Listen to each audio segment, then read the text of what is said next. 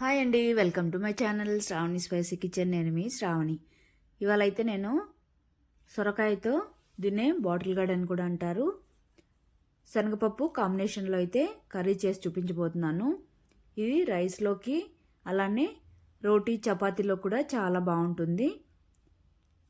ఇదైతే తప్పకుండా ట్రై చేయండి. అందులోనూ బాటిల్ గార్డ్లో వాటర్ కంటెంట్ అనేది ఎక్కువగా ఉండడం వల్ల ఒంటికి కూడా చాలా మంచిది ఇది తినడం వల్ల. లేట్ చేయకుండా అయితే ప్రాసెస్లోకి అయితే వెళ్ళిపోదాం. ముందుగా అయితే శనగపప్పుని 1 అవర్ పాటు వాష్ చేసేసుకొని నానబెట్టుకోవాలి.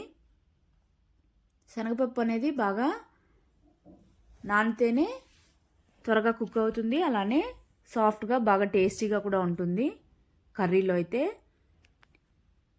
తర్వాత నేను ఇక్కడ ఒకటి సొరకాయ తీసుకొని ఈ విధంగా పైన చెక్కు తీసేసుకొని మీడియం సైజు ముక్కలు కట్ చేసేసి పక్కన పెట్టుకున్నాను. తర్వాత అయితే కుక్కర్ తీసుకొని మనం సోక్ చేసి పెట్టుకున్న శనగపప్పుని వాటర్ అన్ని వంపేసి పప్పు మాత్రం కుక్కర్లోకి తీసుకోవాలి. తర్వాత సొరకాయ ముక్కలు కూడా తీసేసుకొని ఇందులోకి వాటర్ కూడా తగినన్ని వేసుకోవాలి. తర్వాత కొద్దిగా సాల్టు అలానే పసుపు వేసేసుకొని ఒకసారి మొత్తం మిక్స్ చేసేసుకొని కుక్కర్ మూత పెట్టేసుకొని 4 to 5 విజిల్స్ వచ్చేంత వరకు కుక్ చేసుకోవాలి. ఇక్కడ సొరకాయ అనేది త్వరగానే కుక్ అయిపోతుంది. శనగపప్పు ఉడకడానికైతే కొద్దిగా టైం పడుతుంది కాబట్టి 4 to 5 విజిల్స్ పెట్టుకుంటే సరిపోతుంది.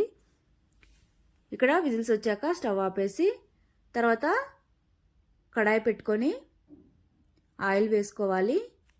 ఆయిల్ వేసుకున్న తర్వాత కొద్దిగా చెక్క అలానే బిర్యానీ ఆకు, తర్వాత కొద్దిగా జీలకర్ర అలానే కరివేపాకు, 2 సన్నగా కట్ చేసుకున్న పచ్చిమిర్చి, సన్నగా కట్ చేసుకున్న ఆనియన్ కూడా వేసేసుకొని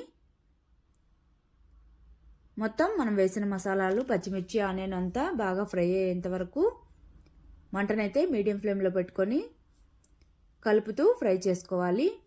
ఇక్కడ స్పైసెస్ అనేవి నేను చెక్క బిర్యానీ ఆకు మాత్రమే వేసాను. మీకు కావాలంటే లవంగాలు, యాలకులు, మరాఠీ మొగ్గ, స్టార్ పువ్వు అవి కూడా వేసుకోవచ్చు. ఈ విధంగా మిక్స్ చేసుకుంటూ ఆనియన్స్ అనేవి మెత్తబడేంత వరకు ఫ్రై చేసుకున్న తర్వాత ఇందులోనే 1 స్పూను అల్లం వెల్లుల్లి పేస్ట్ వేసుకొని మంటనైతే లో ఫ్లేమ్లో పెట్టుకొని పచ్చివాసన పోయేంత వరకు కలుపుతూ ఫ్రై చేసుకోవాలి. ఈ విధంగా ఫ్రై అయిన తర్వాత ఇందులోకి సాల్టు అలానే పసుపు వేసుకొని పసుపు కూడా పచ్చివాసన పోయేంత వరకు ఈ విధంగా కలుపుతూ ఫ్రై చేసుకోవాలి. మంటను మాత్రం లో ఫ్లేమ్లోనే ఉంచుకోవాలి.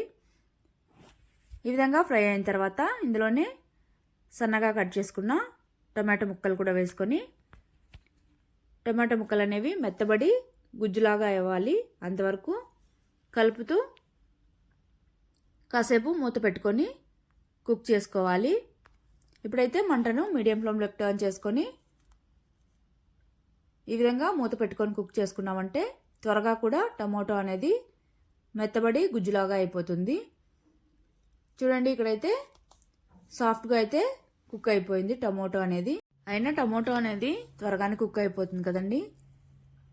ఇక్కడ ఈ విధంగా మంటనైతే లో ఫ్లేమ్లోకి టర్న్ చేసుకొని ఒక 2 మినిట్స్ మిక్స్ చేసేసుకొని ఇందులోకి స్పైసెస్ అయితే యాడ్ చేసేసుకోవాలి. ఇక్కడ నేను కారం ఆల్రెడీ పసుపు వేసాం కాబట్టి ఇందులోనే ధనియాల పొడి, తర్వాత వేయించిన జీలకర్ర పొడి, రుచికి తగినంత సాల్టు వేసేసుకొని 1/2 స్పూను గరం మసాలా కూడా వేసేసుకొని మసాలాలన్నీ పచ్చివాసన పోయేంత వరకు మంటను లో ఫ్లేమ్లో మాత్రమే పెట్టుకొని ఈ విధంగా మిక్స్ చేసుకోవాలి. మిక్స్ చేసుకున్న తర్వాత ఇక్కడ గరం మసాలా అనేది నేను చివరిగా వేసాను. మీరు అన్నీ కలిపి ఒకేసారి అయినా వేసేసుకోవచ్చు. ఈ విధంగా కలుపుతూ ఒక 2 నిమిషాలు కుక్ చేసుకుంటే సరిపోతుంది. ఈ విధంగా కుక్ అయిన తర్వాత శనగపప్పు, సొరకాయ కుక్ చేసుకున్నాం కదా, మొత్తం ఇందులోకి ట్రాన్స్ఫర్ చేసేసుకొని ఒకసారి మిక్స్ చేసేసుకొని మూత పెట్టుకొని మరో 2 నిమిషాలు కుక్ చేసుకుంటే సరిపోతుంది. ఈ స్టేజ్లోనే మీరు కావాలంటే ఉప్పు కారాలు అనేవి అడ్జస్ట్ చేసేసుకొని మూత పెట్టుకొని కుక్ చేసుకుంటే సరిపోతుంది.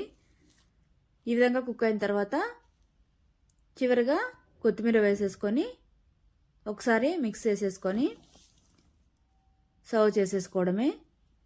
ప్రాసెస్ అయితే చాలా సింపుల్గా అయిపోతుంది. అలానే టేస్ట్ కూడా చాలా బాగుంటుంది. ఈ కాంబినేషన్ అయితే ఇదైతే అందరికీ తెలిసే ఉంటుంది.